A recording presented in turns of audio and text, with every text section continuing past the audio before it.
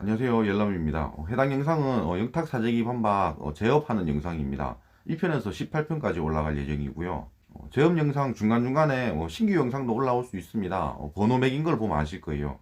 그리고 신규 영상 올라갈 때는 커뮤니티에 공지를 하겠습니다. 뭔가 내 가수를 방어를 하려면 내용을 알아야 된다고 생각을 해요. 복습 차원으로 영상을 보시고 한 달 전의 영상이니까 그때 제가 했던 추리들이 뭐 얼마나 사실로 들어맞았는지 그런 걸 보면 뭐 재밌을 것 같습니다. 그러니까 저 사장의 목적은 하나밖에 없는 것 같습니다. 그냥 이진호를 나락으로 보내겠다 이 생각밖에 없는 것 같아요. 만약에 이진호나 강경윤이 이런 카톡을 짜집기해서 영탁을 보내버리려고 하고 있었다, 그런 내용이 사실이라면 이건 끝인 거죠. 그래서 저 사장이 그 카톡을 어떻게든 구하려고 한 게 아닐까. 그러니까 이진호에 앞서서 이런 카톡을 이진호가 만들었다, 뭐 이런 식으로 퍼뜨리려고 한 게 아닐까, 그런 생각이 듭니다. 안녕하세요. 열 번째 남자입니다.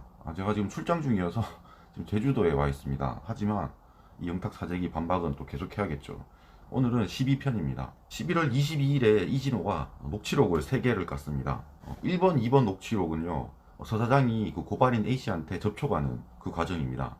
그러니까 1번은 오후에 전화를 합니다. 그래서 뭐 저녁에 만나자 뭐 이렇게 한 것 같아요. 그리고 2번 녹취록은 저녁에 직접 만나서 그 대화하는 걸 또 녹음한 것 같습니다. 그리고 3번 녹취록은 9월 23일에 추석이 끝나고 또 둘이서 전화한 내용입니다. 사실 뭐 녹취록을 다 듣고 나면 뭐 여러 가지 생각이 듭니다. 근데 그러니까 중요한 건 이 녹취록이 뭐 전체가 사실이다 이렇게 접근을 하면 안 되고요. 팩트를 찾아서 좀 추리를 해야 될 것 같습니다.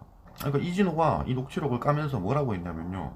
그러니까 결국은 서 사장이 저 카톡, 짜집기 된 카톡을 확보를 하지 못했다고 했습니다. 처음 녹취록이 8월 5일입니다. 8월 5일에 이 서 사장이 이 고발인 A씨한테 접근을 했던 의도, 저는 그게 가장 중요하다고 생각을 하거든요. 그걸 한번 보도록 하겠습니다. 8월 5일에 서 사장이 고발인 A씨한테 전화한 내용입니다. 여보세요? 네, 누구세요? 그 혹시 누구냐면요. 예전에 누구 변호사님 혹시 아세요? 담당 변호사님이셨던. 네네네, 맞아요. 이런 식으로 접근을 합니다. 그러니까 변호사 이름을 어떻게 알아가지고 접근을 했습니다. 이 통화 내용을 보면 처음 전화를 한 것 같습니다. 2021년 8월 5일입니다. 그때 고발하신 게 있으세요? 혹시 선생님이 영탁이하고? 네, 했어요. 맞아요. 그때 제가 자료 제공했던 사람이에요. 잠깐만, 그럼 누구시지? 그러니까 지금 보면 이 고발인은 누군가한테 자료를 받아가지고 고발을 한 겁니다. 그리고 그 내용을 서 사장도 알고 있었어요. 그러니까 보통은 그런 거죠. 자료 제공자랑 당연히 고발인은 서로 만나야 된다고 생각을 하잖아요. 근데 그게 아니에요. 그냥 자료만 딱 멀리서 자료만 던져줬다는 겁니다. 고발인한테. 무슨 얘기냐면 자기는 숨어 있고요. 숨어 있어야만 하는 상황이었다는 겁니다. 그 더 팩트 기사를 보면 서 사장이 그런 얘기를 하죠. 가운데에 강경윤 기자가 있었다. 강경윤 기자가 직접 자료를 받아서 건네줬다라고 했습니다. 고발인한테. 그럼 대충 이해가 갑니다. 왜냐면은 고발인한테 자료를 준 사람이 고발인하고 한 편이 아니고요. 멀리서 자료만 던져줄 수 있었던 그런 사람이라는 겁니다. 왜? 기자니까. 기자가 전면에 나설 수가 없습니다. 기자가 나서버리면 내가 영탁이를 싫어한다, 이런 게 표현이 되잖아요. 그리고 기자는 그러면 안 되니까. 그래서 뭐 익명으로 뭐 던져줬는지 뭐 그렇게 했겠죠. 그래서 지금 보면 제가 자료 제공했던 사람이에요. 그러니까 잠깐만, 그럼 누구시지 이러잖아요. 정말 누군지 모르는 것 같아. 그러니까 중간에 뭐 사람들이 많을 수도 있고요. 어쨌든 서 사장도 아는 겁니다. 그냥 자료 제공했던 사람이다 이러면 이 사람이 나를 특정 지을 수가 없는 거야. 왜 접근을 했을까? 이걸 찾는 게 가장 중요합니다. 중간에 이런 얘기를 합니다. 그래가지고 선생님 거는 어떻게 진행이 되고 있는지, 그래서 자료가 또 뭐뭐 들어가는지, 부족한 게 있으면 제가 이걸 좀 드릴까 해서 이런 얘기를 합니다. 결국은 어떤 자료가 들어갔는지를 궁금해하는 것 같습니다. 그러니까 서 사장이 접근을 한 이유가 그러니까 저는 딱 그런 것 같아. 이 내용을 보고 나면요, 아니, 고발인한테 이 자료가 있는지를 확인하기 위해서 이 전화를 한 겁니다. 그러니까 이 자료를 고발할 때 냈을까? 그게 궁금합니다. 당연히 그 자료라면 카카오톡, 카톡을 짜집기 한 그 자료를 말하는 걸 겁니다. 대화 내용을 더 보겠습니다. 영탁이 사건 고발장을 보면요, 영탁이 음원에 사재기를 해준 그 업자가 있지 않습니까? 그러니까 그 사람들이 기소가 된 걸로 알고 있는데요, 이럽니다. 그러니까 여기서 서장이 실수를 한 거예요. 그러니까 그 사람들이 기소가 된 걸로 알고 있는데요, 이건 고발인이 그 사람들도 기소를 한 겁니다. 근데 여기서 그러니까 살짝 뭐 정확한 내용을 모르니까 실수를 한 거예요. 그래서 말을 돌립니다. 네네, 그 사람이 또 다른 건으로 기소가 됐어요. 제가 고발한 건이 이러면서.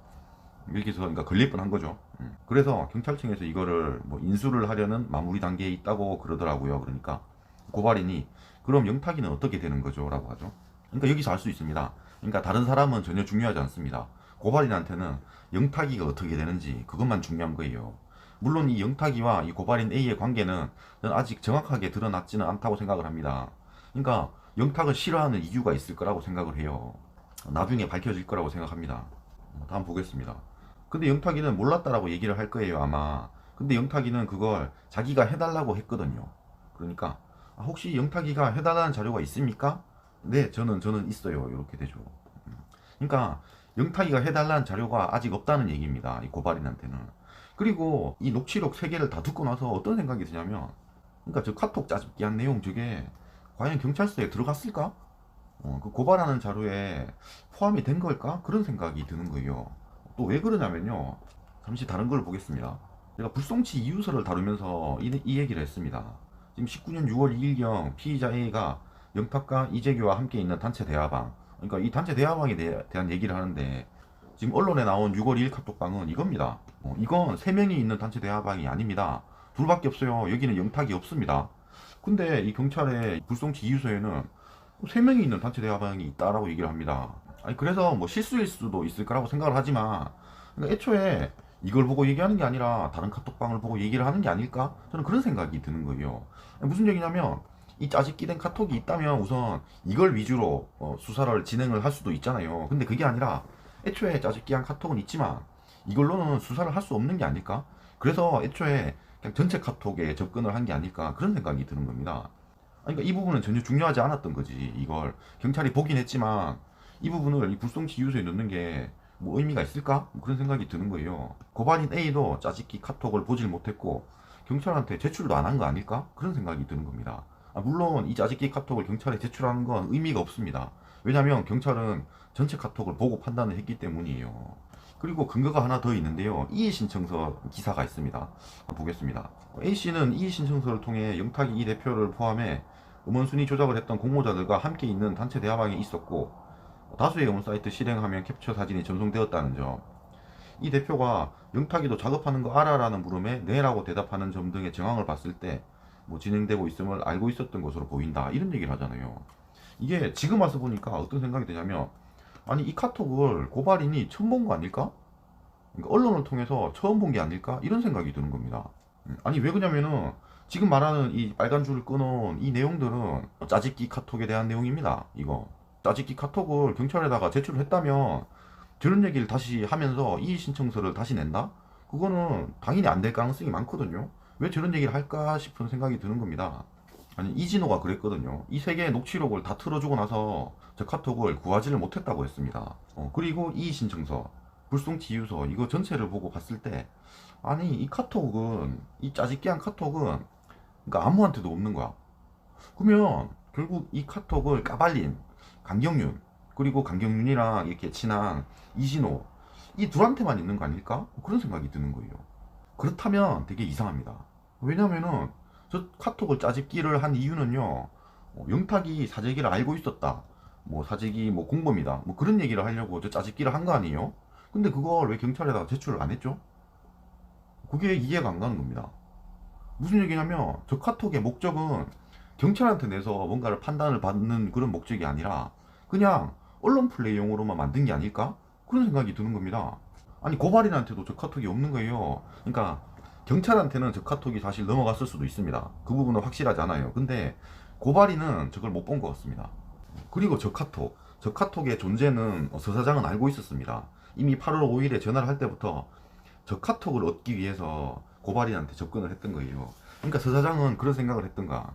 그러니까 이진우랑 강경윤이 한 팀이니까 얘들한테 저 카톡이 있다는 내용을 알고 있는 겁니다. 그리고 고발을 할 때 저 카톡이 포함돼서 당연히 경찰에 들어갔을 걸로 생각을 하고 그 내용을 이제 물어본 거예요.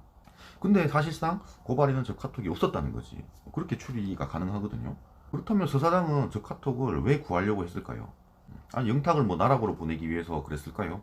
근데 생각해보면 그럽니다. 결국 11월 4일에 이 밀라그로 대표가 기소된 그런 뉴스가 나오고요. 이재규 대표가 자기 입장 발표를 하고 나서 서 사장이 이재규 대표한테 접근을 합니다. 과연 왜 접근을 했을까요? 접근을 해서 결국 다음날 카톡이 까발려질 거다라는 얘기를 했고 그대로 됐습니다. 그러니까 제 생각은 그럽니다. 이 서사장은 이진호가 저런 식으로 플레이를 할 걸 알고 있었던 거예요. 저 카톡의 존재를 처음부터 알고 있었고 어떻게든 먼저 저 카톡을 입수해가지고 이진호보다 먼저 어떤 식으로든 뭐 까발려서 이진호를 나락으로 보내려고 했다는 거죠. 근데 결국은 저 카톡을 입수를 하지 못했고 카톡이 까발릴 거라는 그거는 이제 생각을 하고 있었으니까 이제 이재규 대표한테도 접근을 한 겁니다. 그러니까 서사장의 목적은 하나밖에 없는 것 같습니다. 그냥 이진호를 나락으로 보내겠다 이 생각밖에 없는 것 같아요. 그러니까 서사장이 뭐 착한 놈이든 나쁜 놈이든 그건 전혀 중요하지 않습니다. 그러니까 어떻게든 저 서사장은 그 김용호를 보내버렸듯이 이진호도 보내버릴 겁니다. 무조건 보낼 것 같아요. 어떤 식으로든. 9월 2일에 이진호 영상 중에 이게 있습니다. 서사장 채널 폭파, 김용호 막방 못 믿는 이유 이게 있는데 이게 실시간으로 한 20분짜리인데요. 이거 보시면 재밌습니다. 이때가 뭐냐면요. 서사장이 김용호를 보내고 이진호가 나서가지고 서사장이 누구다라고 까발렸습니다. 그 이후에 서사장이 원래 유튜브 채널이 있었고요. 거기서 막 이진호로 놀리면서 막 고소하겠다 뭐 이런 영상을 하다가 유튜브 자체를 없애버렸습니다. 서사장이. 근데 이 영상에 나오는 내용이 있는데 어쨌든 이진호랑 서사장이랑 한 2년 동안 어울렸다고 합니다. 근데 서사장은 모든 내용을 대화를 녹음을 한다고 합니다. 그러니까 서사장이 뭔가를 까면 이진호를 나락 보낼 수 있는 뭔가가 있다는 거예요. 김용호를 담궈놓고 이제 마지막 방송에 김용호를 찾아갔답니다. 서사장이. 형, 내가 형 사랑하는 거 알지? 내가 진호 담가버릴 테니까 한 2달만 쉬고 있어. 이런 얘기를 했대요. 제 생각은 그럽니다. 결국은 서사장은 이진호를 나락으로 보낼 것 같습니다. 어떤 식으로든 나락으로 보낼 것 같고요. 그 과정에서 이 카톡 짜집기를 한다는 그런 내용. 만약에 이진호나 강경윤이 이런 카톡을 짜집기해서 영탁을 보내버리려고 하고 있었다. 그런 내용이 사실이라면 이건 끝인 거죠. 그래서 서사장이 그 카톡을 어떻게든 구하려고 한 게 아닐까. 그러니까 이진호에 앞서서 이런 카톡을 이진호가 만들었다. 뭐 이런 식으로 퍼뜨리려고 한 게 아닐까. 그런 생각이 듭니다. 물론 그 카톡을 누가 짜집기를 했는지는 아직 나오지 않았습니다. 근데 적어도 강경윤이 이 카톡을 가지고 있었다. 이거는 사실이니까요. 그래서 서사장은 선악을 판단할 필요는 없을 것 같습니다. 어쨌든 서사장은 이진호를 무너뜨리기 위해서 지금 노력을 하고 있는 거고 결국 이 짜집기된 카톡에 대한 비밀, 누군가가 짜집기를 했다. 뭐 때문에 경찰에 내질 않았다. 뭐 이런 내용들은 또 추가적으로 나올 것 같습니다. 물론 뭐 이진호나 강경윤이 뭐 영탁을 나락으로 보내기로 했다. 뭐 이런 녹취록이 나올 수도 있는 거고요. 우선 좀 기다려 봐야 될 것 같습니다.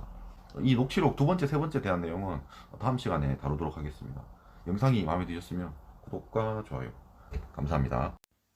당분간 영상은 제업하고 신규 포함해서 하루에 2개씩 올릴 예정입니다. 예, 감사합니다.